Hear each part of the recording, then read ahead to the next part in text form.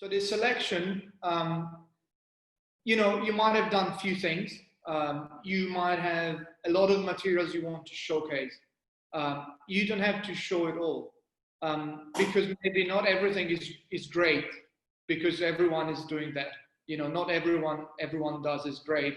And just, you know, if you have 50 nice images and 15s are not that great, just don't put them in, because that will drive the attention on the bad ones, and that will tell also a very important thing, that you're not able to make a selection, which is a great quality in architecture, because, you know, you start from many ideas in architecture and you eventually have to, you know, to narrow it down to one or two good ones. So selection is definitely important.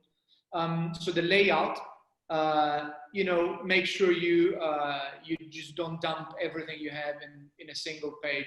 You know, you have to have clarity of information, basically, you know, because you know, you have to put the right amount of information in, right amount for the means you want to use to keep your overview. If it's PDF on a screen, you know, you need to consider that. You don't have to put too small things or too many things. You know, you need to carefully choose the right size of text, the font, you know, the right colors, the right proportion of elements, because that also tells, you know, everything about your working process, basically. If you have a specific working process, if you're able to put things together in a nice way, in a clear, concise way, which is, again, very important in architecture, because, you know, a lot of things we do, we just send boards to someone, and many times we don't have the chance to go and present and talk through what we've designed. So, you know, you have to rely on the things you present on your portfolio that sells by itself without any explanation, basically. And of course, I mean, the professionalism, of course, you have to, you know, everything has to be well crafted. You know, I would like to say it's banal, but no spelling mistakes, you know, because that tells a lot of, you know, you're doing your portfolio, basically. You're not pushed by anyone. You don't have the time pressure most of the time. So if you do mistake in something that doesn't have a time pressure, that might raise questions on your employer. You know, how will this person perform when you have a tight deadline? You know, and, you know, you have to be careful, you know, check the things you send out, because whatever you send out could be sent out to your potential employer. So everything needs to be great. You know, everything needs to look professional. You need to look like the person that company wants to hire, basically. So obviously, if you do all of that, and I would say you get in, of course, then it's a lot about your personality, the attitude to learn. What I realized through the interns that we eventually hired, or not hired, but we liked, is that they all had an attitude to learn. They wanted to learn. They wanted to do more than what is the bare minimum. And also the good attitude they had, that they were very good at listening and doing what they were told, because eventually you're a very young professional, so you might have to, you might find yourself in this situation a lot. But all the interns I love, basically, they had this attitude, but at the same time, they were a bit, you know, politely disagreeing with what you were saying. So basically, yes, of course, you do what you've been told, but then, you know, also you maybe do a little bit extra. Maybe you break a bit the rules. Maybe you politely disagree with your senior architects, you know, and then that, you know, that create, if you have a good leaders, basically, who is mentoring you, that will create a very good challenge, you know, in ideas, and that's what we all like to do, basically. So I would say that, and also last thing, just be don't try to build, you know, a style or a personality. You know, just be yourself, because it's a matter of fact that not everyone will like you, and someone will like you, and just better to be liked for what you really do and what you really are than be liked for what you try to build, basically. And I would say that's my. Okay, and any quick comments on skills? We're going to speed up a little bit. Yeah, quick one. Well, skills, again, attitude, that's not a skill, but that's your personality. And then, I mean, in our company, I would say Revit is a must. So if you don't know, if you have a little exposure, just take this time of relaxation. You know, the things not going too fast to learn about a bit more about that, and obviously 3D modeling, Rhino, Maya, 3D Max. And also be exposed to new programs like computational design, maybe generative design. Just show that you have a drive to learn new processes that they are not established yet, you know, that you're a curious person. That's it. Okay, great. Thank you very much, Tommaso. We'll move on to Mahmoud now. I mean, my colleagues have said it all, to be honest. I guess I'll just talk a little bit about, you know, my company's point of view. So the first thing that we look into in an intern or a fresh graduate is if they're going to fit into the company culture. And that is that you are a unit in a very big, you know, moving machine. So you are as important as everybody else, but you got to do and focus on your work and get it done properly.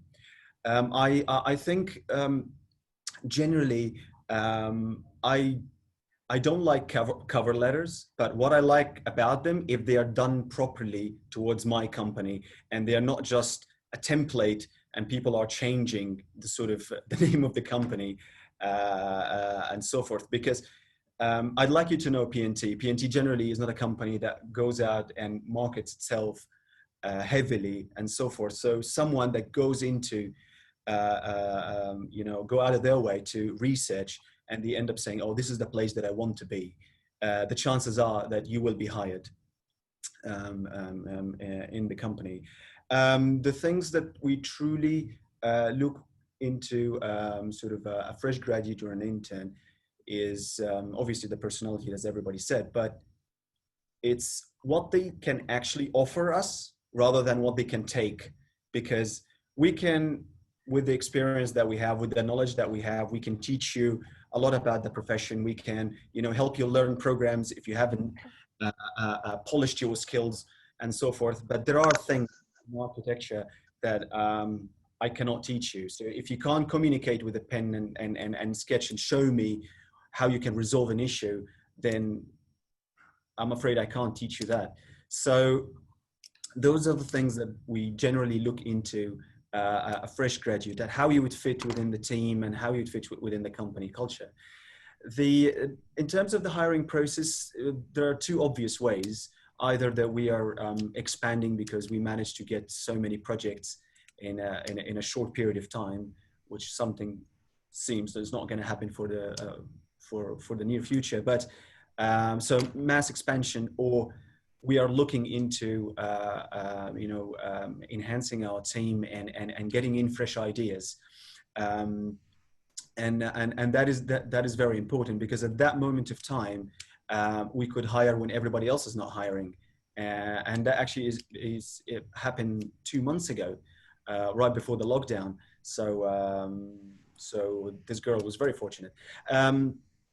The general thing, obviously, that, you know, the knowing about the current technologies, being able to, you know, provide us with you know, tools to reach where we are is very important. But at the end of the day, you're going to come in with what you've learned in the university, and we will teach you how to do it in our firm. So it is essential, but it's not the most critical thing. If you can think as an architect, if you can, you know, sketch, if you can come up with ideas, that's probably more valuable for us at this period of time.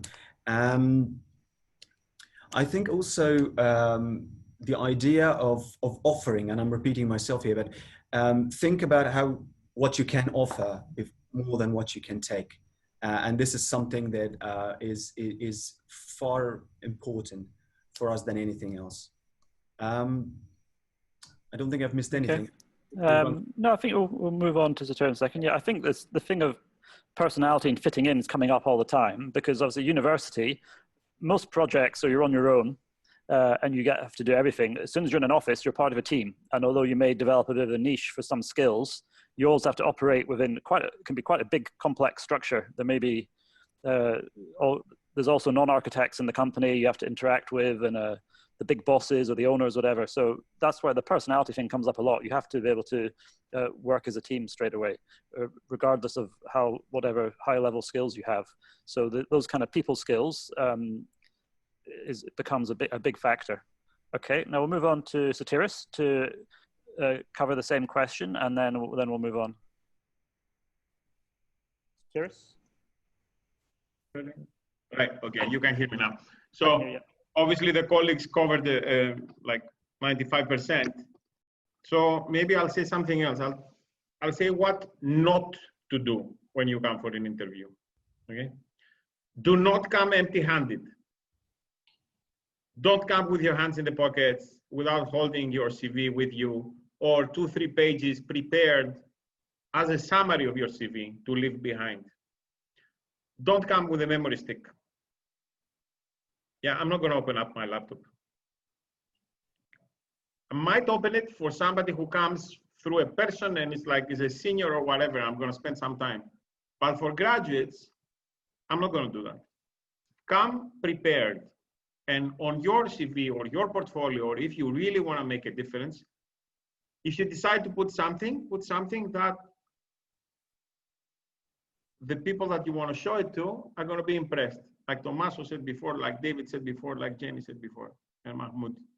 Don't send something that's, I mean, obviously you're not professionals, but try to go as close to that as possible. If you're going to put a sketch, make sure that that sketch makes sense. Because if that sketch is equal to somebody who just finished high school, then I'm not interested. And I'm sure everybody's talking about personality, but I'm sure that what we all mean is not personality. We want you to be a bubbly character and so nice and yeah, we can talk to you. Nobody cares. We want you to be focused, because the beginning of your learning life starts the day you enter a firm. This is the moment that we're expecting you to actually say, right, I've learned what I've learned for 5 years. I'm going to always go back to what I've learned 5 years, which basic things that we see every day in our offices that people don't even know. Like they don't even know how to hold a pencil, let alone scales and measures and doors and I don't know what. Spend time, consider your first couple of years as an education, because it is an education, regardless if we're paying you. And regardless if we actually put you in our machine and we actually make you produce things. We know how to make you produce things. So we put you wax on, wax off. And yes, our cars are clean, but you're learning also, you know. So we know how to do that, because all the offices know how to do that. You know, you're going to get a graduate and you're going to say, right, look at these diagrams, right, copy these diagrams. This is the arrow. This is my sketch. You need to this is for the interviews and this is for the approach. Of course, cover letter, of course, spend your time outside, of course, see which offices are hiring, of course, knock on all the doors. This is a given, you know. Don't be afraid, just move forward all the time. You see somebody who comes that as an external examiner in university, go for it. You know, this is my CV. How can I come and see you? Keep fighting. You will need to keep fighting for the rest of your life. This is like one of the most difficult professions. This is not okay, we got a job, 6 o'clock, see you tomorrow. It's not like that at all. I hope you know it, you know. I mean, we try to make it like that. We try to make it 5:30, but it's not going to happen. I think we're all used to working very hard at university. Remember, I mean, I studied in Scotland, yeah. It's like, man, we were, after the submissions and the crits, there was a crying corner on one side and there was a hospital on the other. You know, we didn't know, we haven't slept for 5 or 6 days before delivering. I see the students here, they're a bit more relaxed, I have to say. So, I don't know. David, you're laughing, eh? Yeah, no, I mean, I'm the same as you two are saying, you know, we've been through everybody that's an architect has been through the dark days, as I call them. You know, they're the days that the meat grinder. Yeah, exactly. And they're the days that make you. And I agree with everything you said. You know, those first couple of years when you come into a studio, your education is still going on. I mean, that's the most important thing. That's your foundation. It truly is. And it's amazing when I kind of look at peers of my generation who have been through different studios, how different that makes them now that they're in their late 30s, early 40s. Because it's all because of them 2 or 3 years where they first went to their first studio. And that's why I was saying it's so important you choose a practice that's going to give you the opportunities and the education at the beginning that you want. Sometimes you don't have the chance. You know this. Sometimes people don't have the chance. They have. Let's see now, for example, all the offices are closed. You know, everybody would have had the summer job. They're not having it. Yeah. So what do? I don't have a job. No, you do have a job.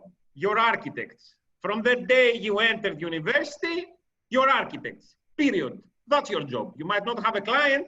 You might not have an employer, but you have a job. There's nothing else to talk about. You have a job. You are architects. That's the beauty of our profession is the reality is you don't need the 3D printers, you don't need the super high-end rendering machines, you don't need the great printers, you know, the big A0s and everything. You can work on your own in your own little studio. You can do competitions, you know. Go around the sit and sketch if your mates are not here and they're on holidays. Yep. YouTube, zillions of hours. Like learn the new tools. I'm not going to learn right now. I don't know how to program in Rhino. It's not my job anymore. But I want to have the 2-3 students that are really happy to write a Lisp and a program to say, Mr. Sotiris, you know, like this export that you're doing, you know, we found a little with one command we can do. I will be very happy. I'll employ them for life. This is what I'm looking. That's Dina right now is smiling because she said that 1,000 times to me, and I completely agree. It's that, you know, it's coming to the table. I see her downstairs in Starbucks, by the way, so you know, because you tell them not to drink at Starbucks. There's no one to drink at Starbucks.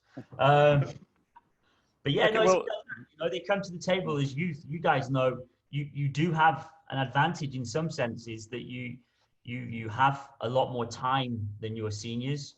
You know, people like Tomasis and Mahmoud and Jenny and Sotiris and Andy and I, you know, we're out either with clients trying to get the next projects or open the next doors and that. You guys have that free time to explore and to kind of learn more and to kind of develop yourself. That's really what you've got to be doing is, and probably, if I'm really honest, your whole 20s, you know, throughout your whole of your 20s, you need to be pushing yourself. I mean, my 20s went by so quickly. You're basically always learning. Even once you start working, you start learning about how buildings are really put together, about management, client management. There's all, you know, the process of our profession. You know, the fact of the traditional architect who did everything doesn't exist anymore. You know, we now have engineers, facade engineers, lighting engineers, everything. You know, and I think what's interesting, people find their own kind of route in the industry. They find their way and what they're good at, they're interested in. We're going to touch on this a bit later, actually, that, you know, some people find out they're very good of this kind of maybe the technical design, detail design, or site work, or some are much better at competitions, or some are actually just better with people, and they end up when they're dealing with people all the time. There's such a broad skill set needed for architects. You need to kind of find your niche or spectrum within it. And I think we'll move on to the agenda because we're already a little behind.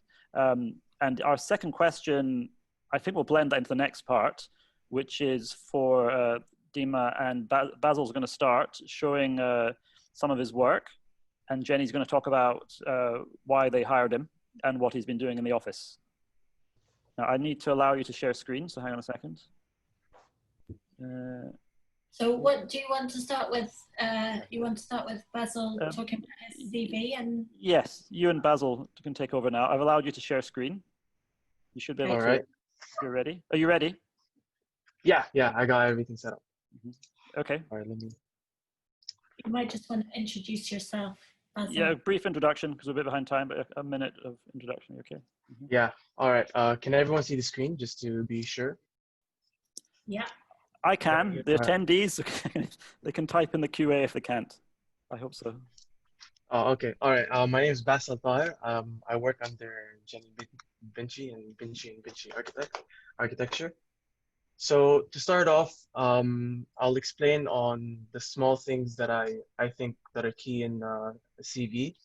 But before I get into that, I just want to point out that, yeah, I do agree with with everyone on the panel about the cover letter. I think it's good to, as a person trying to apply for a job, for yourself to kind of do that research about the company you're trying to get a job in. And it's also to impress them, but also at the same time for you to know your ambitions and goals within that specific company. because some companies offer different things. And once you write that cover letter, you'll notice it bit by bit, and then you'll be able to see what you can learn specifically from that company or firm. So we'll move on to my CV. So in my CV, the one thing that I really do focus on is clarity. We were taught in university to not have more than 3 fonts, and I kind of agree with that. But also you have to create the story of what information you'd want to give as a whole page. So you'd kind of start off with the basic informations, and then where you go to school, and then off to the work experiences. And that's my take on how people should perceive, or what I hope they'll see in my CV. It's that kind of like information from basic to more in the complex, and that has something to do with like the story of my experiences as a architect. So if you notice here that those 3 fonts are kind of put in highlights, so it would be at the beginning of like the information, and then the name, and then my actual name. So those are the type of 3 fonts I pick, and then you could see that clearly throughout the whole page, where there's essentially six focusing points, and then below those points are just sub points, and then that. So to start off, usually starting a CV gets really scary, so I would essentially start it off as questions. So the first point would be, what is information? And then, okay, a name is information. What is my name? And then Basil. And then you kind of go through that the whole way through. So skills, what are my skills? There's physical and there's digital. And then under those, what digital skills do I have? And then you kind of list them out. So when it comes to skills, you try to point out all the skills that you've learned throughout university. And there's also a running theme that people like to put how much they know a program. I personally, I think you really don't know the full experience of a program. You always learn stuff. There's always updates. There's always new things to learn from. So, but how you're basing how much you know about the program, it's kind of like an opinion rather than like a factual of like you knowing 60% of the program. And on top of that is how I organize them is how I'm most comfortable with. So, and which programs are more important to me. So in my digital, for example, it would be Rhino, and then for rendering, I would use V-Ray and Lumion, and those are my top programs that I use and that I'm more comfortable with, amongst all the others as well. And for work experience, since I'm a recent graduate, I don't have that much work experience. So I kind of combine them both to experience plus my activities. And these activities could go to small-time jobs that are not really architecture, but are part of the architecture field, and competitions and workshops that you attend to show that you're learning things, even if you don't have experience in an actual office. So, for example, Holomorph Redux by Gregory Spa. So this was my professor, and I was a student assistant. So I was helping him manufacture and produce the pieces for the space, and we had a show at the end of the work that he focused on. And I put on, usually how I do these things is I will put the title, and then I'll put the date, and I will put what I did or what was my position in that. So if you know, I put student assistant and curator because I was a student assistant, and a curator because one time the project went into a show, and I had to kind of like explain the project while he wasn't there. So that gave me a good chance to kind of know how to stand up and like talk to people and explain a project that I wasn't really a part of from the beginning. So it's all these tiny things that kind of help you out in knowing what kind of experiences you can get. And for example, I went to a workshop, FICRA workshop, terms and conditions. It's the titles are misleading, so they don't really explain what the workshop is about. And that's why it's very important to have the second layer of information. So visual printing, which is the type of printing machine that you kind of learn in this workshop, and printing through themes. So then it shows what were you printing. So it wasn't just random printing, but there was a whole design point of view in it. And then I would kind of associate it all in timelines. So from the beginning of my first activity I did in 2015 all the way to where I am now, which is Binchy and Binchy Architecture. So once you get all that information, you kind of have to, well, not have to, but I like to put some personality to it. So if you notice, there's like an orange theme going, and that's kind of like the most attractive color to me. And also, I kind of put in this tiny illustration on the bottom. And my name's Basil, so I come from a plant. So this is like an abstract version of my plant or how I perceive it.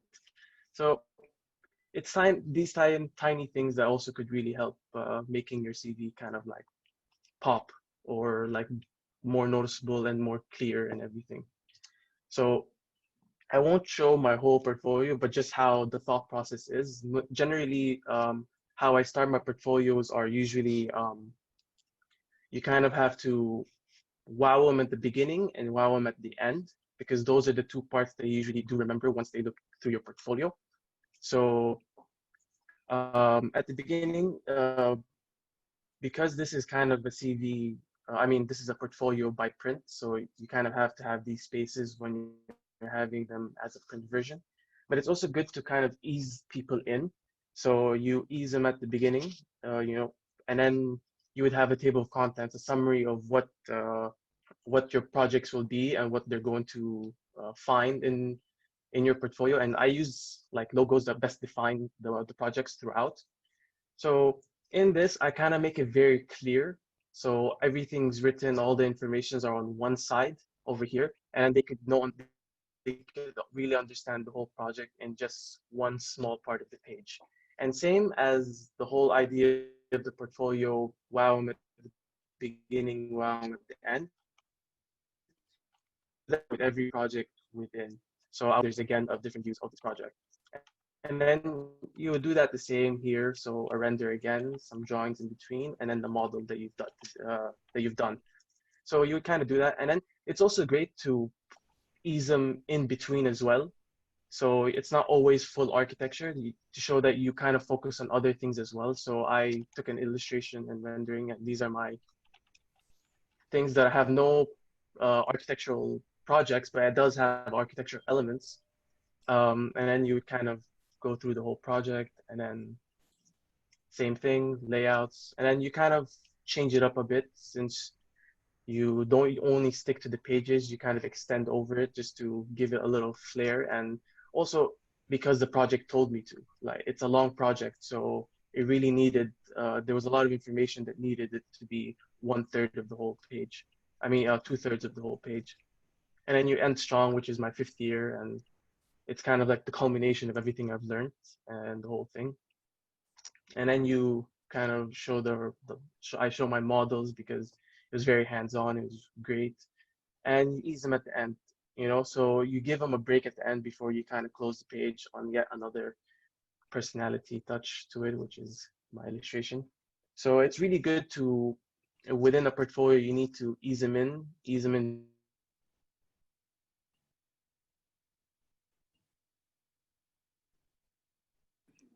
Oh, hello?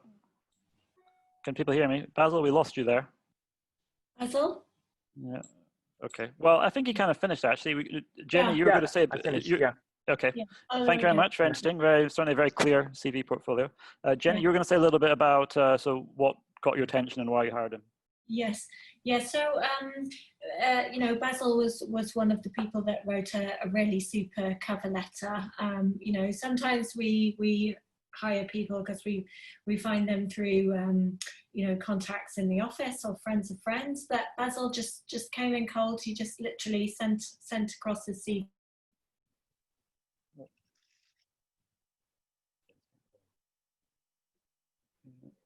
Yeah. Oh, hello. Sorry, Jenny, you cut out there as well. Okay, I think there's some problem I can see Basil now. Maybe we'll move on to Dima. All right. If you're ready. Yeah. So thank you, Jenny. We can maybe come back quickly after, but it seems to have lost connection. So we'll move on to Dima. we'll need to speed up a little bit, but same principle. Just Right. tell us about your time in SSH, and if you want to show any of your work, you can. Thank you. Okay. All right. So hello, everyone. I'm Dina Al-Kourna, and so my journey, I studied architectural engineering in the University of Sharjah. My journey with SSH started 2 years ago. So as like anyone who graduates from school, so I was looking for a job, or I was thinking, how can I get a job? So I thought, why don't I look for an internship? So I contacted someone that I know, and knowing that person opened the door for me to get to SSH, and I'm really happy for that opportunity, because I did my research about the company a lot, and I was just like really admiring their work, and I love that this working for this company gave me the opportunity to like be exposed to different projects in different places around the world, and so it's just like a very like big experience for me. So starting from there, like what I had in my mind, I had some like an image like about the kind of internship that I'm gonna have. I thought that when I start my internship, that I'm gonna have like the tasks that people do not want to do. Like I'll have those boring tasks. I'll be doing like tour schedules and all of those things. And you know, for me, that was like I was terrified from this idea, because for me, I'm a concept person. I'm a person who loves creativity. I love to model. I love to do all of those things. So I was terrified from that part. But it turned out that it's not like that.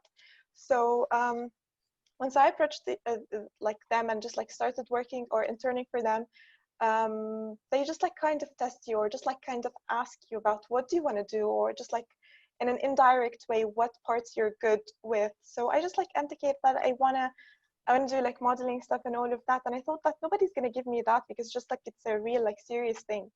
But obviously they gave me that, and I started modeling and being creative about whatever like we have, all of the projects that we started working on. And it was really, really fun and really like very interesting. But the hard part came when they were just like giving me, for example, let's say something technical to work on. I was having a heart attack, because I was like, no, I'm not good with those stuff. I don't have the experience. It's really hard. I'm just like afraid I'm gonna mess something up.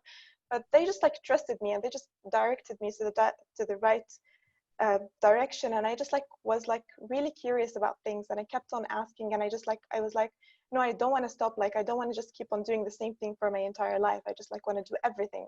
I love creating new ideas. I love bringing crazy things to reality, but I also want to know, how can we build this? How can this come to reality? What do we need for the different kinds of submissions? Like I didn't know that at university you have this crazy idea and you just like put it on drawings and you submit it, but like at work, there's like different stages for everything. You have the concept stage, the schematic, the design, detailed design, you have the tender, you have different stages, and you have a lot of people to work with. You're not just like working alone.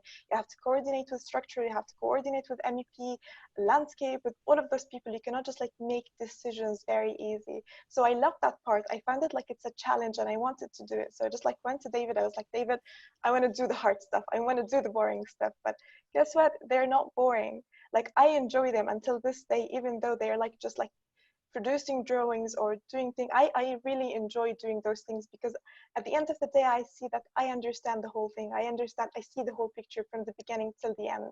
And it's really fun. And it's not like I stopped working on modeling. Whenever there is like a really hard task for modeling, they give it to me and I love it. And I love doing this, I love doing that. I just like feel like I can see the whole picture, you know? And that was really, really nice about it. I did not expect that to happen. I did not expect them to give me this responsibility. And this is really amazing. So whenever someone gives you a big responsibility, just take it. Take it and just try. Maybe you'll find that you're good at everything. You can improve yourself. You can always improve yourself. So this is what I expected, and this is what I found. So regarding some lessons that I learned working with SSH so far, is the first thing, learn from every single situation you have, learn from people around you, learn from every project, from every drawing you draw. You can learn something. Every single day you learn something new. Until today, I'm still learning, and I think that's gonna keep on happening for God knows how long. The second thing that is, you have to be patient. You have to really be patient about everything. You have So to do your research, you have to work really hard, but the most important thing is that you have to work smart, not hard. Because if you try to work really hard and you're not working smart, it's just like a waste of your time, a waste of people's time. It's just like you're going in circles around yourself. So it's better to spend time on something at the beginning and learn how to do it perfectly so that you can just like everything flows after that. So just do that and just like give your effort at the beginning and learn how to do it very smart, and then you can just like fly. So this is very important. And remember that you're a team player. You're working with a team right now. You're not alone. So you're just like, don't go and do things the way you like them. And the most important thing that I learned from David is speak up. If you don't like something, go and say you don't like it, but be smart about that. Show them what you mean. Show them what do you think is better than what they're doing. Just be smart about dealing with people. And again, be patient. You're gonna be just like working a lot, especially at the beginning, but it is what it is. You have to do it. If you really love it and if you really want to be someone and you want to accomplish something, you have to work hard. You have to give it all of your effort and all of your energy. I guess that's it for me. If there is any questions or anything that anyone wants to add? David, you want to say something? Yes. Sorry, David, if you can just give a minute to talk about how and why you hired Adina, and then we'll get Jenny to give the same for Basil, although we are a bit behind, so we'll just keep it very quick and we'll move to the last questions. Okay. It's quite easy. As you can see from Dina, she's got an amazing energy about her. She just wants to keep going and going and going and going, and that's a real rare asset, guys. It's not everybody has that tenacity. That's the word I always use. And then, as she said perfectly, you know, be open to everything. Everything is an opportunity for you. So, and that's what we took from Dina when she came. She had a couple of interns for us and came back and went, came back and went. And, you know, that's why we pushed her through to being, when she qualified as a graduate. And I think you still got your master's at the moment you're doing, Dina? Yes, I'm almost there. So, I mean, Dina's, you know, she's one of our best young architects, and she's got a great future ahead of her, but she doesn't sit on her laurels. She's still pushing herself, and that was very clear when we first started talking to her and kind of having those chats. And as I said, it helped. You know, she knew someone who was in the team, and they brought her in. And it's what I said at the beginning. You know, kind of knowing people in this profession is so critical. Yeah. Okay. I mean, there are lots of events to go to around whatever city you're in. And there's also just online networking. I've hired people before that I hadn't met, but just had got to know them through LinkedIn and internet and things. And I think one thing that's come up from this segment here is we said before about personality, and there's this, I think no one wants to hire someone that's difficult, that looks like they're going to be trouble. But at the same time, I think what Dina was saying well is that you do want to be questioned. You make mistakes, you want to be corrected, and you want someone that can, but sort of smartly, politely suggest another way, but in a team way where everybody sees the benefit. A difficult person kind of rams it down and gets upset if they didn't get it right that time, or puts it in the wrong way. There's this kind of fine balance of personality of it's a collaborative profession. Questions should be asked. If questions are not asked, it means that the other party has not understood what you're talking about. And it's the worst thing in this region, especially because the norther you go or the western you go, the more the discourse is becoming stronger, you know. Here, people think that if they don't ask, they're fine. No, you need to ask. You need to raise your hand if you don't understand. I mean, we're expecting these things. Yeah, this is as leaders, the leaders expect their staff members to tell them, listen, I really don't know how to do that. Show me, teach me, send me to somebody that knows, whatever, something, but not silence. Silence is the worst. Like for me personally, I got a couple of texts now before from 2-3 people that I worked in the past. They know I cannot stand silence. What does silence mean? I need an answer. You know, I showed you an idea. Tell me another idea. Tell me you like it. Tell me you don't like it. Whatever. We're architects. For us, all the students that come inside, and I'm telling you again, like I said before, you are architects. You're not smaller or our children or somebody who we don't care about. No, you are real architects, even if you are third year or second year, it doesn't matter. And equal. It's just that we have more experience and we have a bigger picture. That's the difference. Thank you, Stuart. Jenny, we'll just go back to you very briefly, finish off with Basil, then we'll move on to the last questions. Yeah, so with Basil, you know, I mean, he doesn't have or didn't have very much professional experience, but, you know, I loved his whole range of activities, you know, from block printing to, you know, entering the Jean-Claude de Christo Award. I thought, who is this guy? I have to meet him.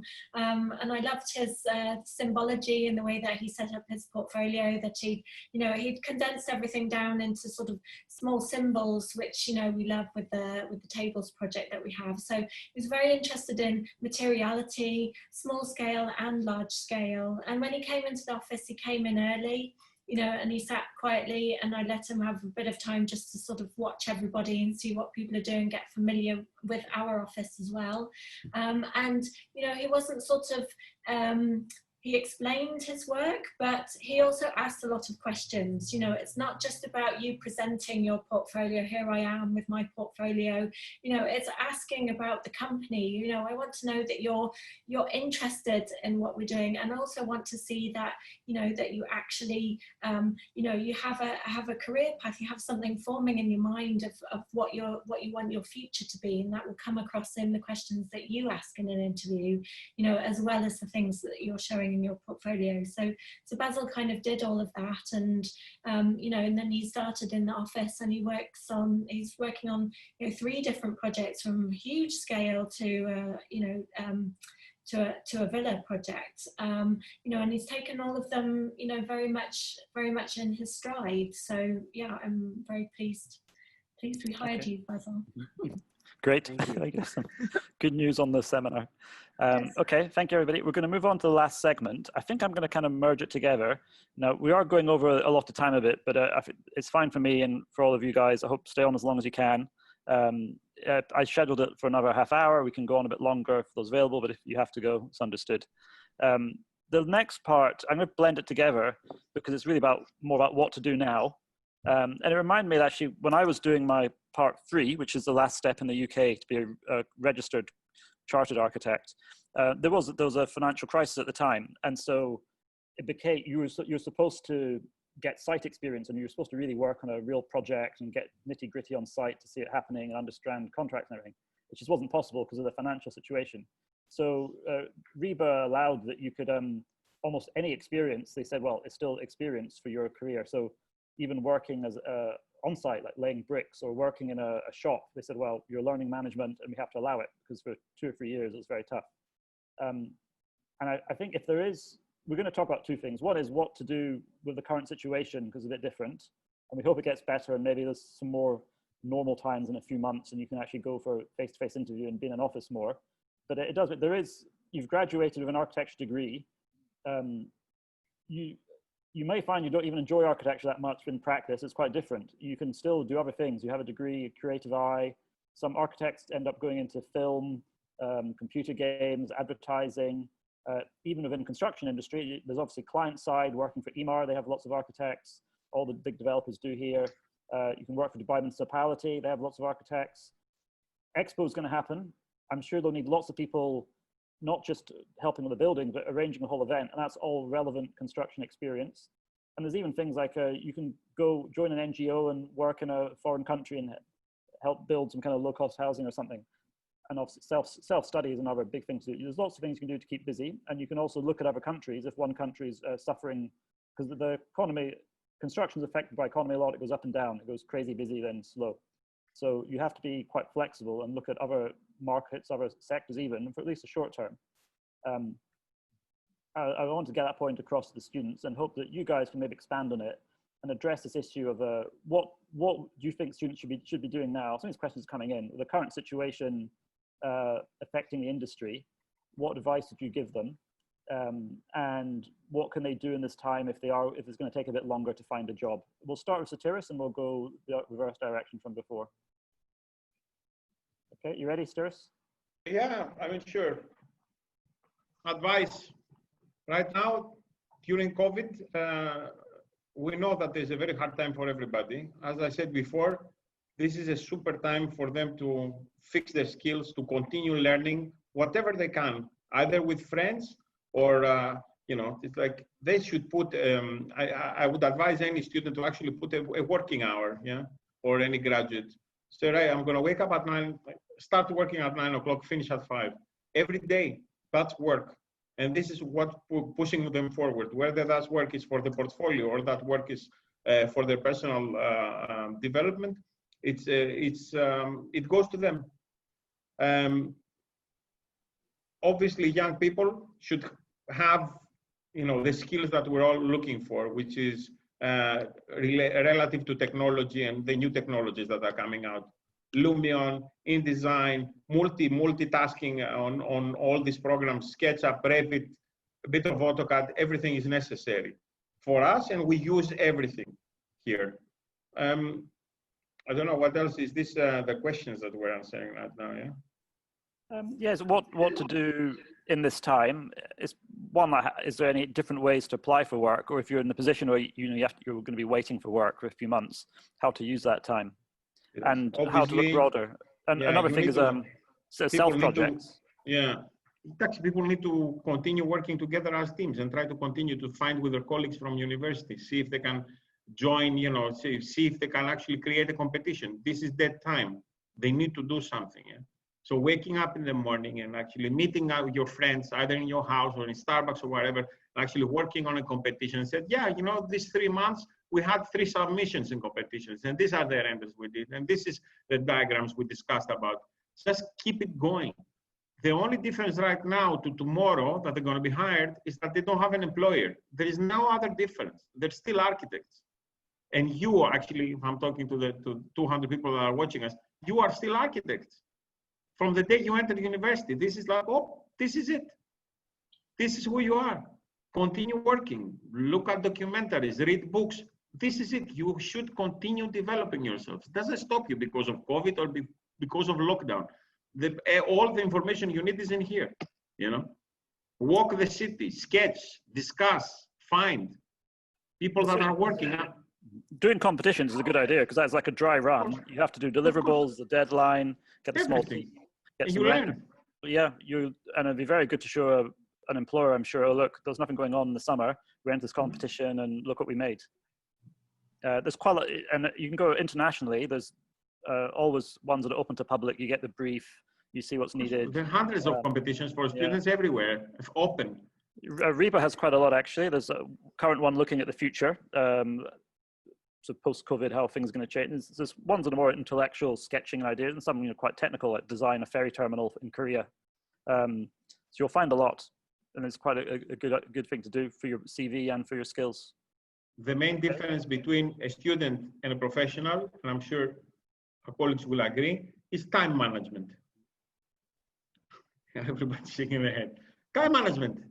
So that's why I'm not insisting so much on the portfolios, because, you know, I can see the most amazing portfolio and that person starts working and I see that 2 weeks later has done, you know, 20 minutes of work. So, you know, so what if it took you 6 months to make one portfolio? You know, I don't care. I just want you to make decisions. Make decisions. The students never make decisions. Like, it's their own time. Nobody's paying them. Nobody's demanding for them to finish, you know. Like, oh, it's okay. I'll work till 4 o'clock tomorrow morning and, you know, I'll do it. Don't have to decide it now. Maybe I'll, you know, grab a Coke or something and I'll sit with my friends and talk. No. Making decisions, waking up in the morning, you know, get yourselves in the mood, you know, like get yourselves doing what everybody's doing, regardless if you don't have a boss. It doesn't matter. Get inside. Say, right, 9 o'clock, I'm up, I'm designing. I'm sitting on my drawing board, I'm sitting on my laptop and I'm designing. How about your sketch abilities? Does anybody of these 215 attendees right now know how to sketch or think that they know how to sketch? Sketch a building? Do they know? Do they think that is irrelevant because everything is drawn now on, you know, like some sort of imaginary, you know, like a matrix sort of computers or something? Do you know how many times in the meeting, David, please speak, yeah? And Thomas, and Jenny, and Mahmoud, how many times in the meeting you take your pencil and you sort the problem out with your pencil, but only because the sketch is good, the client will say, ah, right, okay, the architect spoke. The thing Sketching is the language. Exactly. The best way to answer a client's question is visually rather than from a language point of view. If you can draw it, you can explain it diagrammatically, you can pull apart their question and give them a solution to it, then you're 90% of the way to the solution. So exactly what Satiris is saying, you know, you have to be able to draw. Granted, you know, nowadays I generally don't have a pen. I use an iPad, but it's still sketching. I'm still sketching. It's still being able to take the thoughts that are here in your head and putting them down so that someone can visualize and see them. And part of that process as well, you know, exactly what Satiris is saying is being able to pull apart problems and find solutions. The whole method of drawing and sketching and diagramming, that's part of that method. It's not just an output. Don't see it as a pretty picture. Dean has heard me say this a million times. A drawing isn't there to be a piece of artwork. It's there to tell a story. It's there to explain your solution. It's a solution. I think maybe actually in a lot of CVs or portfolios, you put your nicest, best final work, but you forget that to balance out that digital side, having whether it's a model or a sketch can kind of soften and balance the whole thing. And it shouldn't be neglected. I know sometimes people put at the back sometimes, this is the artwork I do separate, but I think it's better it should be your architectural sketches. It's a good thing to include. Especially depends on the quality, Andrew. Because sometimes if they're good. the quality that I see that goes around should go in the back or not at all in the portfolio. It's very rare that I see a sketch that says, you know, this person knows that this line means skin and this line means column and this line means, I don't know, like axis and this line. I mean, these are basic things. And you're teaching in university. I'm also here at WAT. I come sometimes, and I mean, what's wrong? What's happening? Why don't they know how to sketch? But they do all first year by hand, and they're told to do a sketchbook, and they're encouraged to sketch all the time. And there's always there's urban sketching, people doodling. People should always keep drawing. Let's keep going though with this topic about what to do now in the current situation and other opportunities for a graduate. We'll move on to Mahmoud. You need to unmute. Sorry. Yep. Okay, you're back. I can't agree more with Satiris. I'm not going to repeat what he said because I agree 100%. But I would like to say something about time. You have been provided with the luxury of time with this COVID. Go and identify your weak points because you know them, wherever you are, and improve those. If sketching is one of them, go and get better at it. If it's Revit or whatsoever, get better at it. Try to make yourself more complete than you are from the moment you graduate. These competition, I'd like to say my company sponsors a competition every year. And this is a platform where we actually get interns in. The winner will get a job with P&T. So go and look for these things. Give yourself something to do constantly. And I always like to say, you can look at COVID as a negative thing and you can sit and cry, or you can look at it as something that, you know, you become adaptable, live with it, and just, you know, try to get better. I mean, this thing that Andy said about the fact that you may not continue with architecture or look at something else. I'm sure because architecture, it touches, you know, more of a broader areas of our lives. You need to know a little bit about everything in order to, you know, I don't know, design a building or work on a healthcare building or whatsoever. Maybe you would find yourself in, I don't know, marketing or you know, building materials or whatsoever. You got to sit and define what you really want. And if you decide to be in architecture, which company I want, and do a research.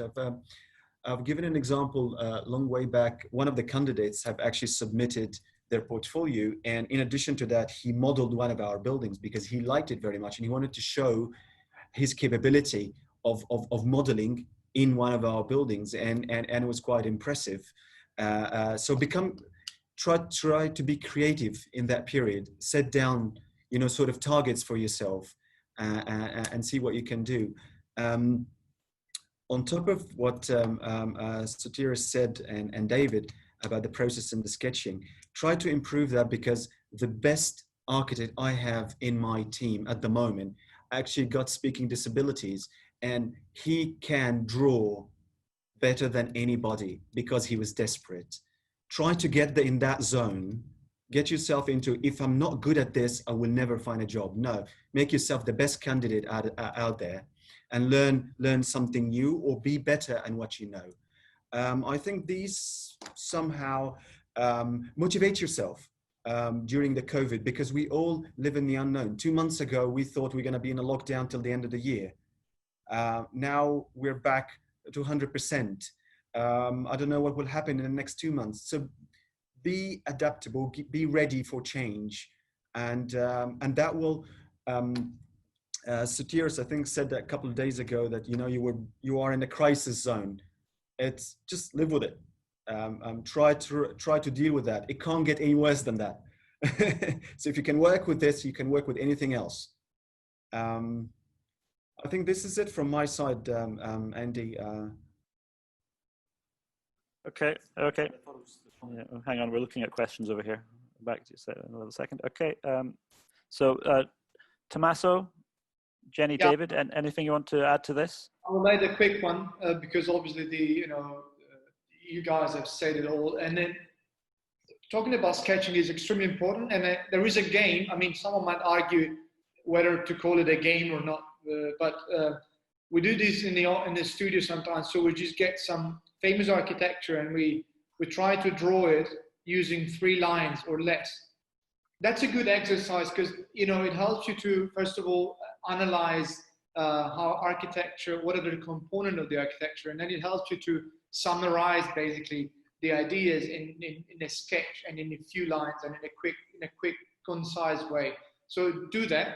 And also, yeah, of course, competition. I mean, this is the time I would love to be a student, honestly, because, I mean, you have exactly the luxury of time, and you don't have to wait and then sit and just say, okay, I'll send this when this will all be over, you know, I will just take some time now.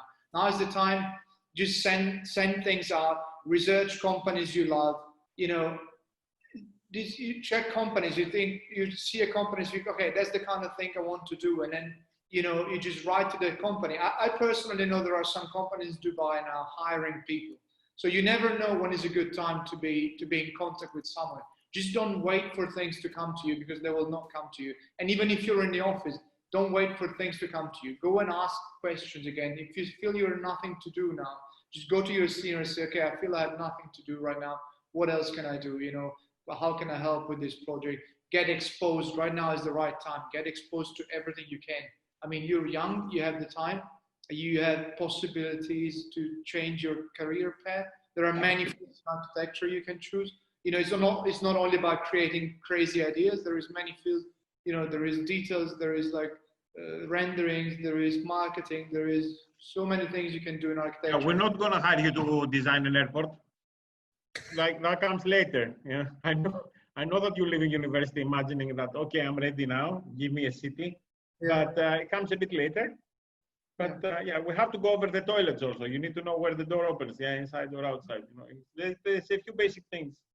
Yeah, and the last thing I want to say, just do competitions, of course, and do them in a team, because they will help you understand what role you like to play in a team.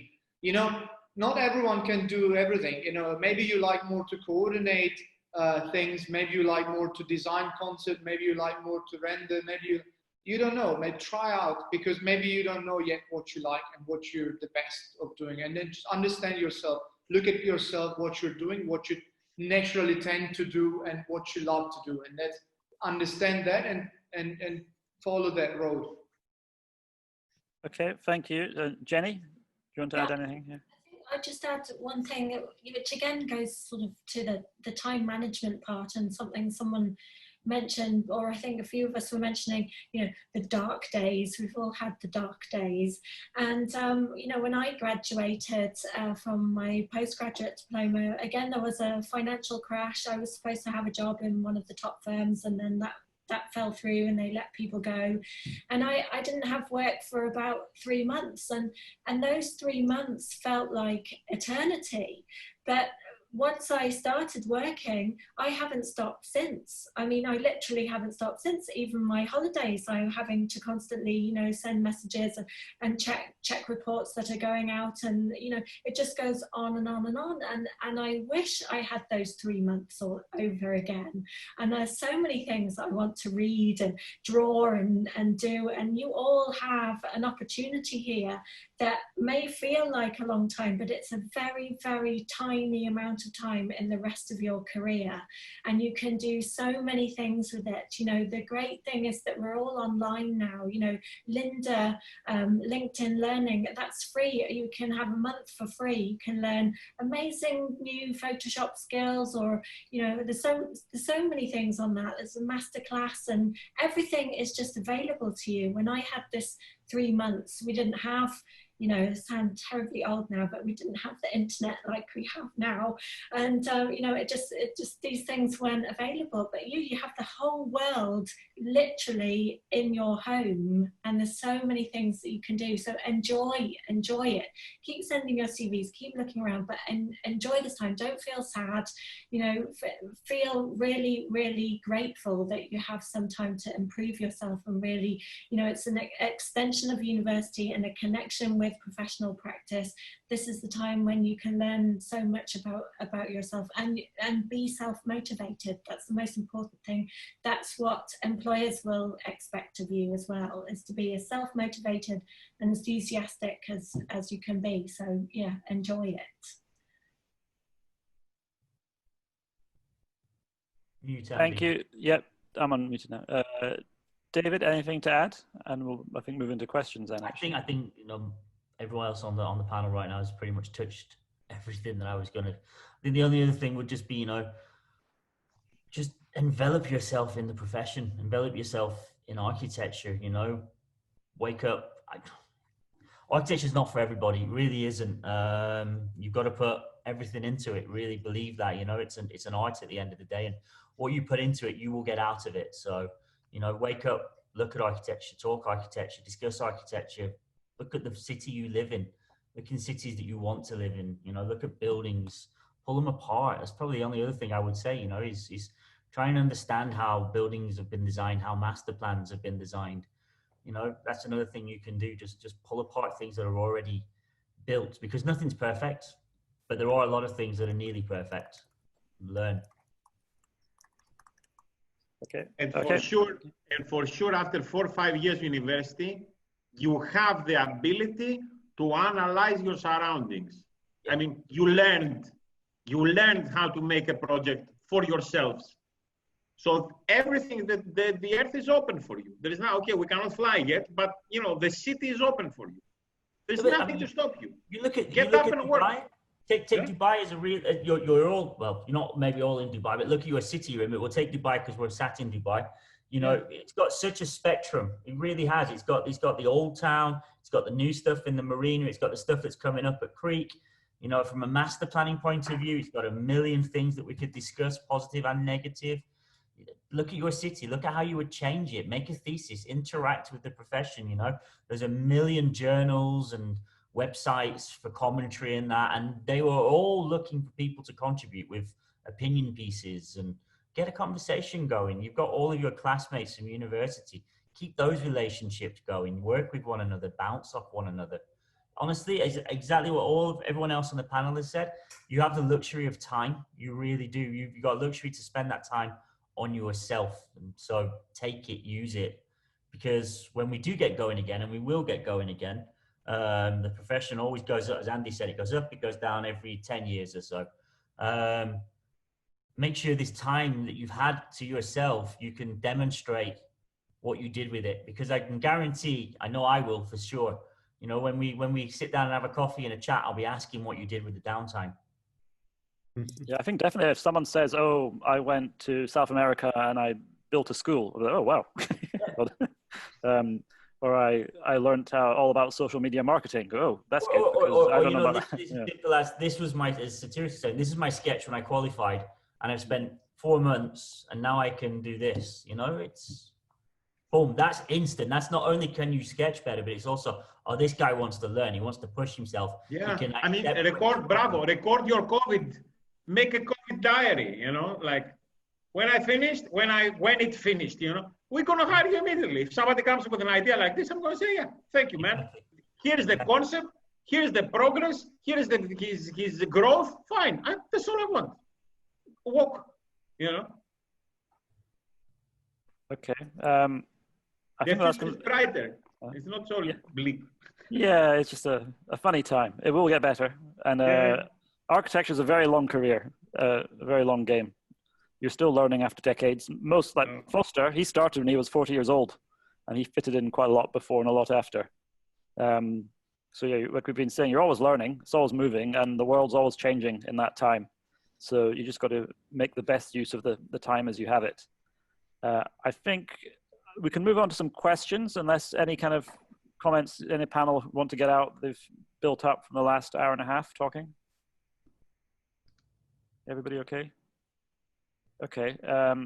Now I do have a colleague here who's trying to answer some of the questions live, and any we don't, we'll try pick up after. And some are quite specific, some are generic. One we can start with now. Well, I can bring you in live, but you come up as anonymous attendee. So I don't know if you can change your name, asking about how to improve your drawing sketching skills. But I think we can give a bit more specific help. How would you go about improving your drawing sketching skills and diagrammatic understanding of the drawings? That's the last question, yeah? Yep. Yeah, well, you know, like get online, find the sketches of Le Corbusier and copy them, you know, and then copy the sketches of Louis Kahn, and then copy the sketches of Miss Van der Rohe, and then voila, you know, you start understanding 3 styles of sketches and what they mean. That's it. Print them, tracing paper, and get the right pencil. And 3B, so is the right answer for you, since anonymous, who are you? Anonymous attendee. Try with 2B or 3B. Don't get these accountant pencils of HP. This is not the right one. That's it. Yeah, but I think if they look at what you'll find, lots of online architect sketches, and they kind of vary the personality. Of course, like, millions. And we're not talking about, when we're saying sketches, we're not talking about 3-dimensional, the ones you see in Instagram. We're talking about architectural sketch, architectural layout sketches, what it means to put down, you know, how the big spaces, the small spaces, the medium spaces, how they come together, the diagram, things like things, explanatory, the language we're talking about, which you can find. If you look, you can find. We gave a lecture at uni actually just on sketching for the first years and showed this big variety, like Zaha's doodles, Frank Geary's scribbles, Zumto does charcoal drawings, and then Caesar very precise. He always has a biro and a sketchbook with him. And then, you know, you find your own kind of voice in media, but either way, it comes down to sensibility and what you can get across. And again, get some famous architecture, look at it, and then just move your eyes away and sketch it again quickly. And then they will train you to get the main component of an architecture and put it down on paper. Someone's asking, do you mean sketches of details, landscape, or how pretty the building is? I think it's kind of everything. You should be. I think what Tommaso's saying there is really important, because if you look away, it's about the analytics, it's about what you remember, it's about the details. So definitely it's extremely important, you know, when you're designing buildings, sometimes you just, you know, walk down the street and you didn't really notice how there's say, for example, you know, how the gateway works, or that there's 2 boundary walls, you know, things like this. If you're looking at a sketch and then you move your eyes away and you try to sketch it, it's how much you remember what details you actually saw and looked at. Improve your visual memory as well. I think that's really important. I think for me, when it comes to the sketching, it doesn't necessarily have to look good or be like those fortunate, you know, or famous architects or whatsoever. It's all about proportions and scale.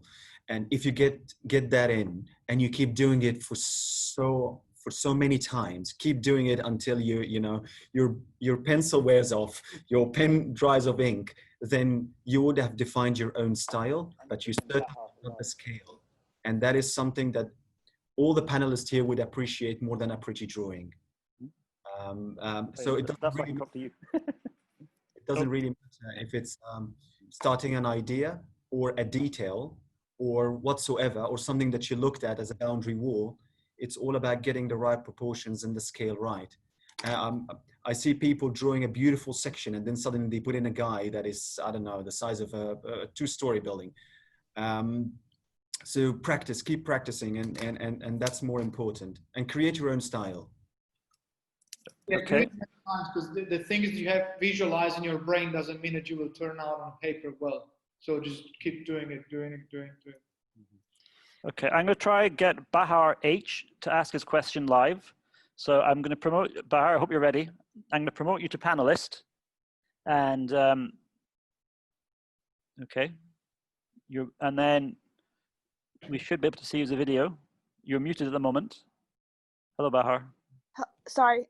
Hello, can you hear me? Hi. I can hear you, yes. Where are you dialing in from?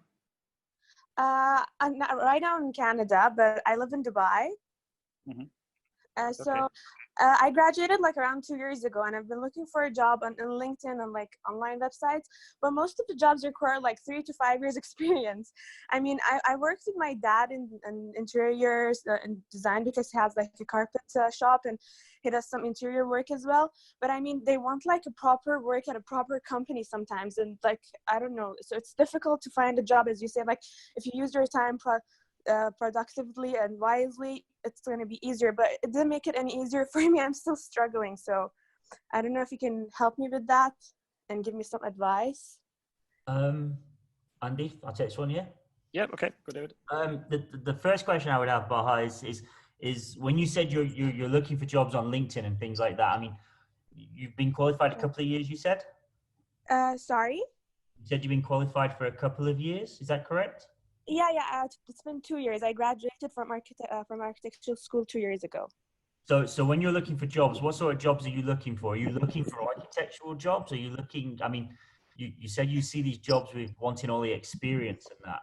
So yeah, I did like internships in architecture while I was in university. So I have like 3 places that I worked at for like 4 months each. So I mean, I would go down that line again, honestly. I mean, I would try and get into a practice, even if it is as another internship, and to show your worth, because honestly, if you can get your foot in the door, you're 90% of the way there, because you can then demonstrate your value and that will set you apart. So yes, it's hard. Sometimes you have to accept you're going in at maybe a level that you think is you're no longer there anymore, but you've got to get your foot in the door, show what you can do, and then have a conversation when that employer or that studio knows you a little bit better. Yeah, I know, but you know, titles are not important. Titles are important only on this part of the world. If you go to Central, I know. If you go to Central Europe and North, there is no title. It's either diploma engineer or architect. That's it, done. It's like one title. True. Yeah, so I've been don't worry looking about also it. in Canada. But you know, the problem is that with Dubai, when you want to be an intern, they don't even pay for compensation for you. Like I found a job, I was living in Sharjah, and I found a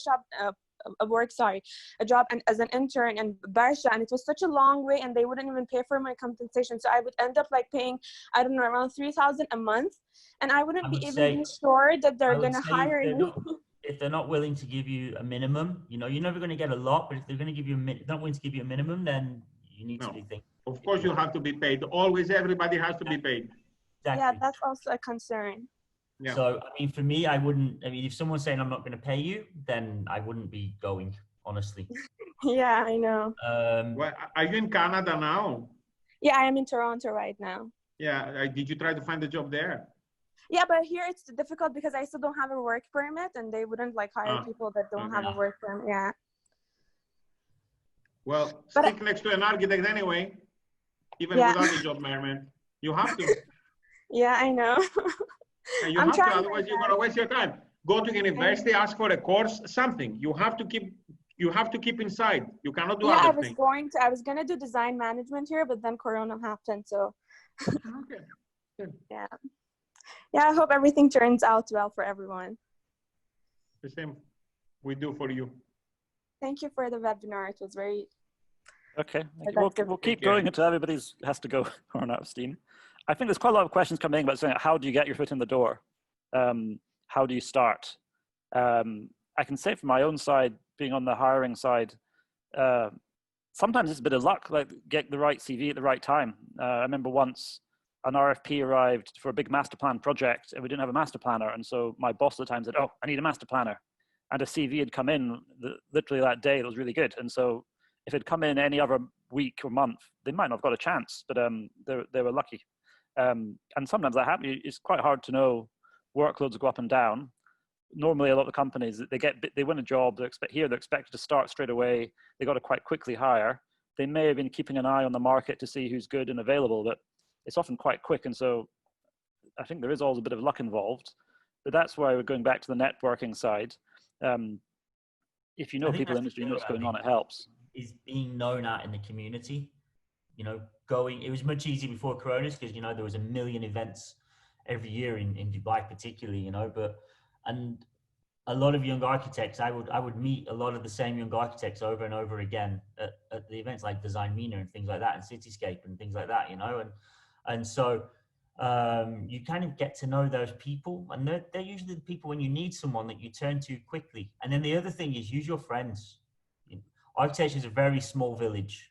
Everybody knows everybody. Your friends, some of them will be lucky and they will get positions. If you don't get positions, reach out to them, ask them for an introduction, you know, ask them to just keep their ears open to the ground. They will know first of all, because they'll be in the studios when the studios are stressed and need people. And then, you know, just push, show people what you can do. Can I answer a question? Luck is the way. Can I answer a question quickly? I'm reading, yes, sure. like, is anyone accepting new graduates with a drop in employment? I mean, obviously not right now, but regarding the drop in, just don't be afraid to walk in. I'll tell you what happened to me. So I actually sent a CV to a company, a portfolio many years ago. And then, you know, for some reason they didn't get back to me. Then I decided, okay, I really like this company. So I went there. Actually, I walked in the office and I managed to talk to the partner, and then they offered me an internship.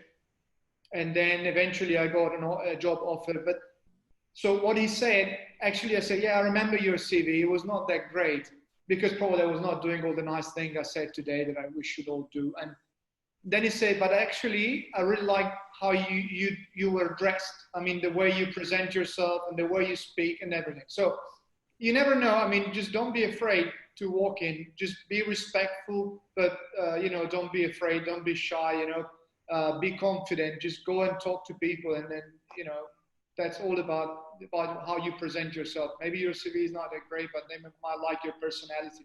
You know, at the end of the day, people hire people to work with people, not because they have a good. Sometimes not only because they have a good CV.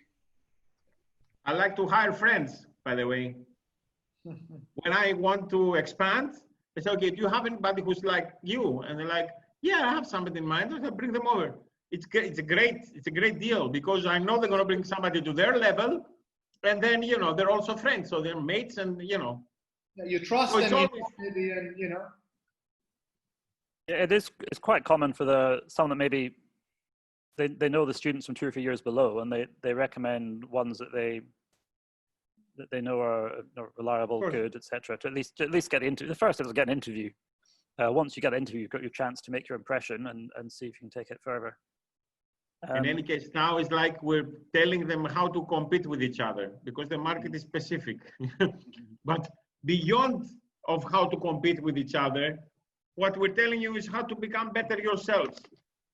And we please tell you to understand that your education is ongoing. I mean, I'm 46 years old, it hasn't stopped. And the first 3 months of my career was like, exactly like Jenny, I was unemployed in another country, unemployed almost, almost homeless, like borderline. And then eventually, you know, like with insisting, and, you know, I had this portfolio. I know it sounds very, very cheesy, this story, but I have to tell you. I had this A3 portfolio, black. And then one day I realized it has a white triangle. And because it was Vienna, the snow, actually the white triangle was my arm that was holding it, that was not affected from the snow around. So it's like, it needs an effort, you know, like really, you really need to make an effort. Your parents are not going to protect you, your uncles, your aunts, or all this umbrella that you grew up with. And I'm very sorry to talk about this, but I'm talking to a Gulf audience right now, and you know what I mean. you're not going to be protected. And the client is not going to love you more because of any other reason, only because the project is correct. So you need to work for yourselves. You need to wake up in the morning and sit in front of your laptop or say, have a program, say, all right, today I'm measuring my neighborhood. Tomorrow I'm learning how to do swimming pools. The day after I'm measuring my bathrooms. And I'm meeting my friends and we found this competition. You need to be aggressively active. And David said before about everybody's looking for opinions, you know, form opinions, form clubs, groups, do something. You need to be active. This profession builds cities, and cities means lives, and lives means the future of all of us. It's not just a profession. We're not engineers. Yeah, we're far beyond that. We need to bring the profession up to where it stands. And you need to do that. You are the next generation. You're not tools. You are the thinkers of the future. You need to see yourselves out there. And that's it. You're baptized into that. Now it doesn't change. Because you're not working for RMJM or SSH, it doesn't matter. You are there. This is who you are. Once you believe it, you need to move forward. Completely agree. I'm not going to say anymore. Yes. Completely agree. I think one thing I want to add is that I remember interviewing people. I used to kind of leave at the end a little spot just to talk to them. To kind of, once you've done the usual look at the portfolio, where have you been, just to talk and say, can you have a good conversation with them? And do they know about architecture? And I'd ask them any question, like what buildings do you like in Dubai, or what do you think of this or that? And if you know if you know architecture well, you should know a bit about sustainability and aesthetics, all kinds of things. That you should be able to have an intelligent conversation with the person hiring, and that comes across as very positive, as someone that's kind of rounded and knowledgeable. And if that kind of revealed a hole, it was always a bit of a black mark. Okay, Mahmoud, you wanted to add something? No, I just wanted to build up on what Satiris said and answer one of the questions here that says, I'm currently employed at a consultant office, and I feel like I stopped learning after 3 years in the same company. Is it advisable to stay employed or quit? I'm not going to answer this part, whether you should stay employed or quit. I'm not giving you a career advice, but I want to tell you, there is no such a thing that you stop learning. It just doesn't exist in our profession. There is always something that you can learn. There is always, you know, how we learn how things are put together. The detail that you have perfected over the years will be superseded very soon. There will be new technology. So there is always room for improvement. You've got to keep learning. You got to keep reaching out to, you know, to new information. Make yourself the most important person in that office. If they're doing, I don't know, small scale projects, be the best at that. If they do large scale, find something that you become, you know, the most important figure in the office. You don't wait for your seniors or whatsoever to come and tell you, you didn't know this? Here's something to learn. That's not going to happen. Maybe you learn at the very beginning because there was a whole lot of information coming in your way, easy, simple, just by a general conversation. But now that has ended or used to it, you need to now search for it and get better. I mean, we've talked about sketching. That's one thing, you know, finding new details. That's another. Information, anything. Maybe it could be studying. And speak up. Maybe that the person you think he doesn't care about you learning more, maybe they don't know that you feel like that.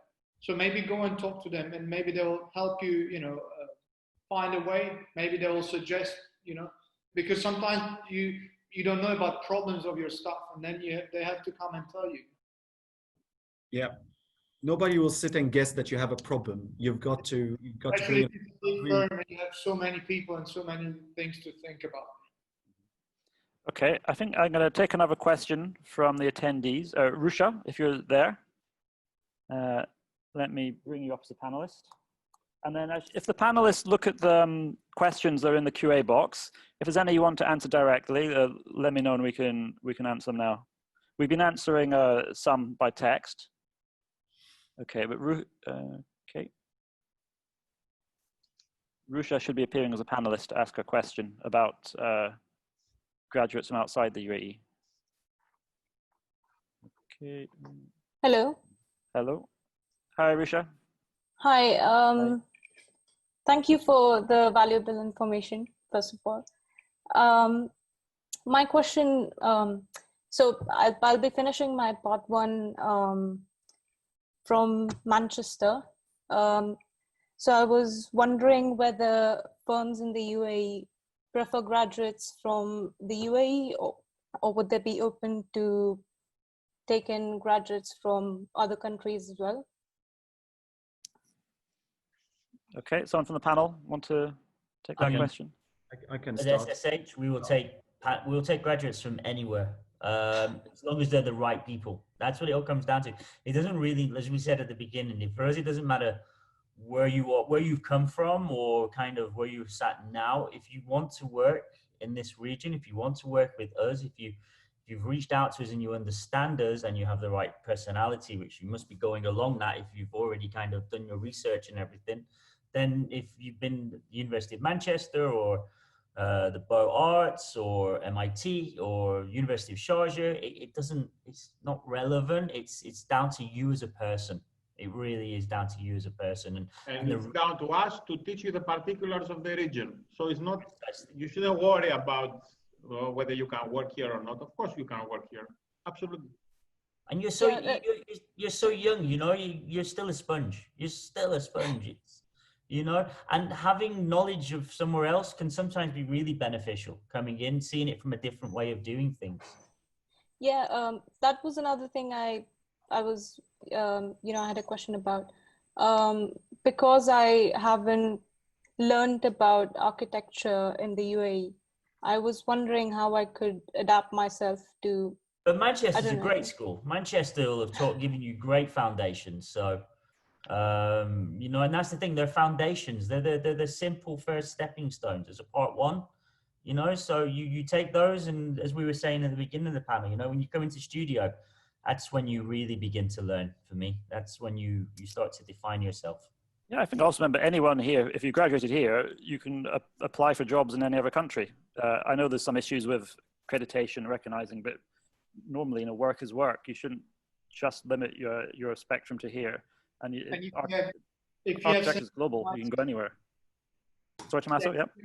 Sorry, if you have the right sensibility, I think you can apply that to every country in the world. I've worked in Denmark, Czech Republic, UAE. I mean, the regulation, that's the boring part. You will learn in 2 days. You just get a book, you open, you read through the regulation. That's all you need to know about that country. And then if you have, you know, if you have the right attitude, then you apply the principles that of architecture that will work for that country, and what you have to have sensibility to know what clients will, you know, like more in that particular place, you know, but that's all about your attitude towards, you know, architecture and observation, what's around you basically. But she's not even at the level that it would matter, her knowledge, her local knowledge at all. Not, I mean, somebody who's a graduate who I don't care if they know local or not. They can come from Alaska or for all I care. You know, it's fine. Okay, this is why we're here, to teach them how to move it forward.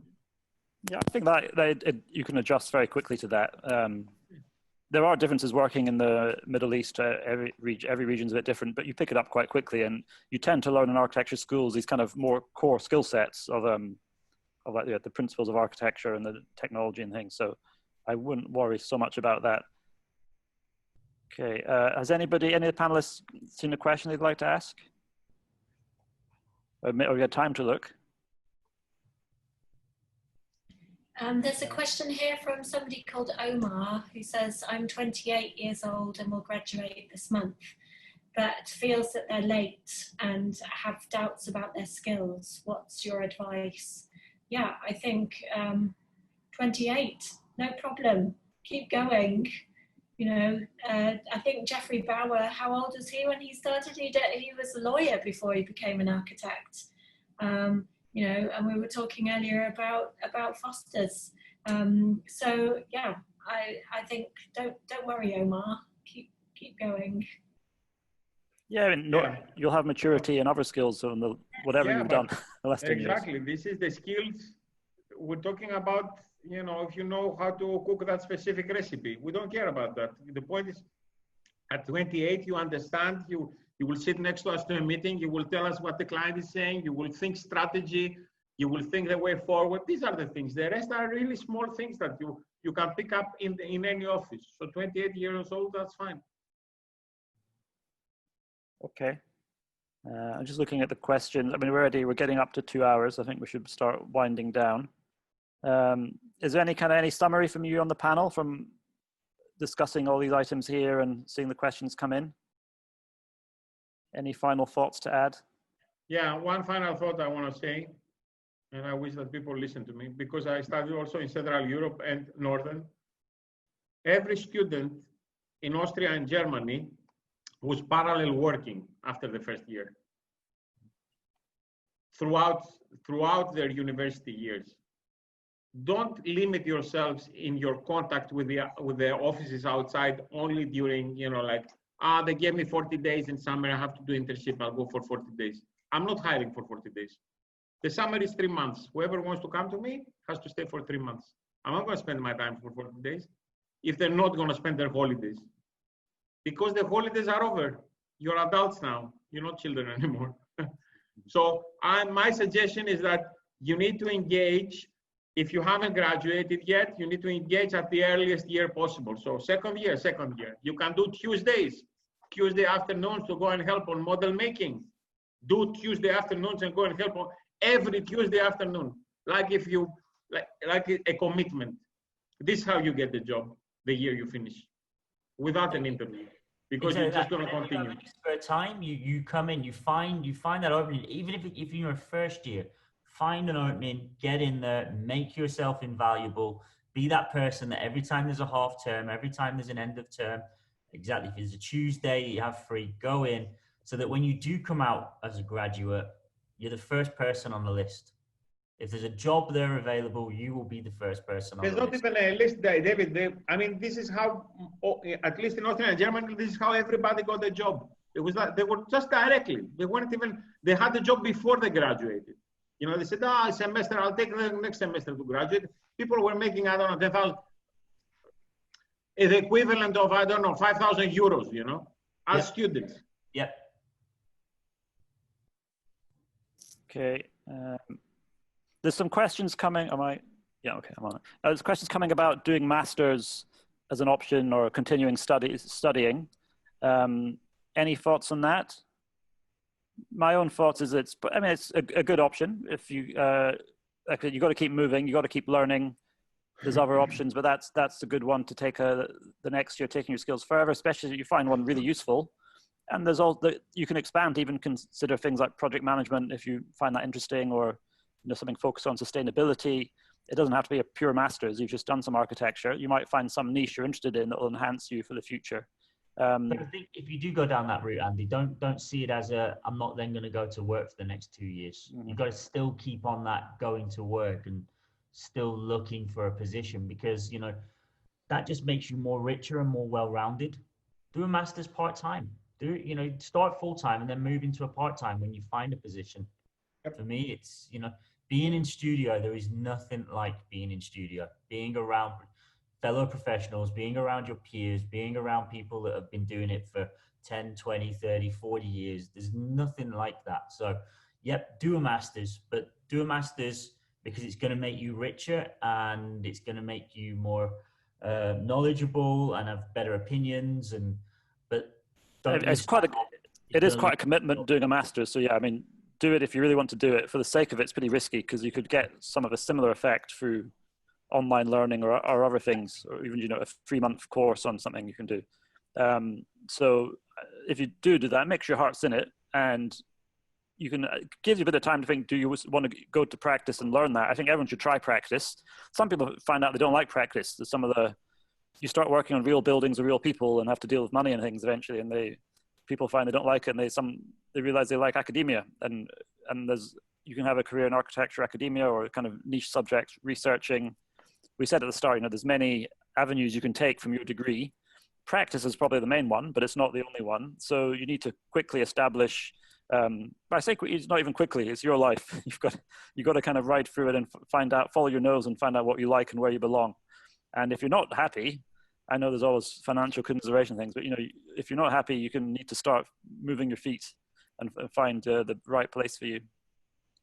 Okay.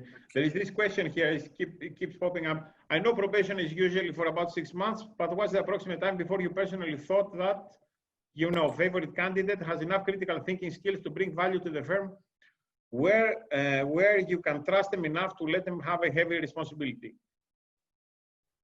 I personally give responsibilities from day one. I don't have to wait for 6 months. And if they can walk with the responsibility, I give more than day 2, and more the day 3, and more the day 5.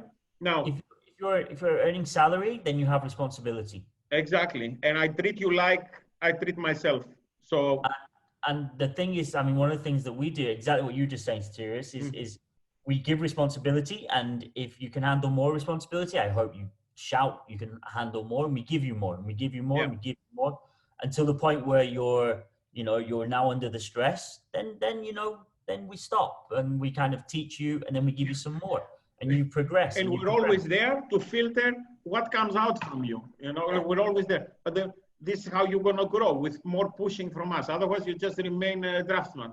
I mean, but don't see it. I mean, maybe the wrong word there is, heavy responsibility. I mean, I actually look at it as opportunity, more and more opportunity. Exactly. Okay. And there were some questions about very specific on skills. I think we covered it before. Yeah. Is there anything that really does stand out though, like Lumion or sustainability software? Can you think of any time where some specific skill or software stood out? Or it changes, and it changes every week. I mean, they need to be on top of these things. Yeah. It's them that they should be on top of these things to tell us, you know what, there is another one than Lumion better than, or Lumion 14, and it's better like that because it has these things and we need to buy it. Okay. The thing is to be good at those softwares though, take a Lumion or a Max or, any of the 3D visualization softwares or BIM softwares, for me, you have to have the fundamentals. You have to understand how a drawing goes together anyway. So you have to understand about line weights, use 3 line weights. You have to understand a little bit about graphics, how fonts are laid out, how text is laid out.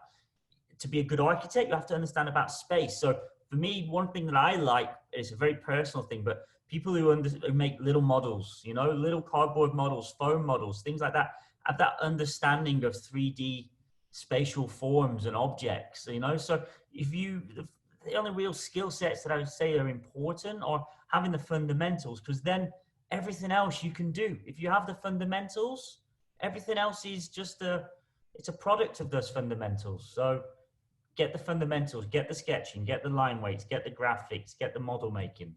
Good. Lumion, visual, all of those things, exactly what Jenny was saying. There's LinkedIn, there's Masterclass, there's 1,000 courses you can take online in the evenings, at the weekends, and you can make yourself better on them.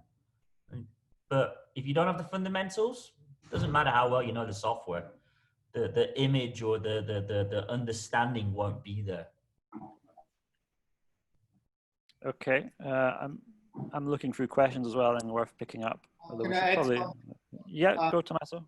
Fortunately, I really have to go because I have a submission tomorrow, and you all know what that means. And you see, that's our profession, by the way. You have to do many things at the same time, and you want to do things you like, and I like to do this, and then you have a submission tomorrow, and maybe you stay late. No problem. Before you go, Tommaso, you need to answer anonymous attendee, how can I learn creativity? Please answer him that. It's a lifetime, I guess, right? He's trolling us. Yeah, I would tell him to stop doing architecture for a while. Yeah. Actually, I want to say to everyone that I'm actually, if you guys want, everyone want to add me on LinkedIn, I promise I answer everyone who writes me on LinkedIn. I'm not unpolite. I actually answer everyone. So if you feel like some questions were not answered, just please feel free to add and ask all the questions and, get in touch and expand your network. It's good. You're very generous, Tommaso. You're going to get bombarded now. Be careful. Yeah, I know. I think, can you unrecord this now? You shouldn't have done this, Tommaso, for all of us. I'm ready. I'm ready. We're good. I swear. All right. Thank you very much. Thank you very much, Tommaso. Thank you. Thank you. Andy, I need to move also. Yep. Okay. No, it's been a bit longer than expected, but it's been very interesting. Thank you for coming. Yeah, panelists, thank you. Thank you all very much. Thank you. Thank you. Thank you. Thank you for giving your time to all these students. I've had over 200 logged in at one point, and there'll be more events from RIBA. This is the first one I've arranged, and I've got quite a few lined up for the rest of the year, and I hope to see you all in person quite soon. I mentioned at the start of some just get-togethers in D3 and the exhibition later. There's some questions. We'll try and answer some more questions here. We'll stay online. If you send some to the email address given with the invite for RIBA events, we can answer some there, especially there's some more technical ones about accreditation or membership and competitions. We'll answer them directly if you put them there. Okay, so thank you everybody for attending. I hope you found it useful. And yeah, also feel free to reach out on LinkedIn and we'll help as best we can. Okay, thank you everybody. Thank you. Thank you. Thank you very much for your time. Take Hope that care. was useful, everybody. Take care. Thanks. Stay safe. Stay safe. Bye-bye. Bye-bye. Bye. Bye.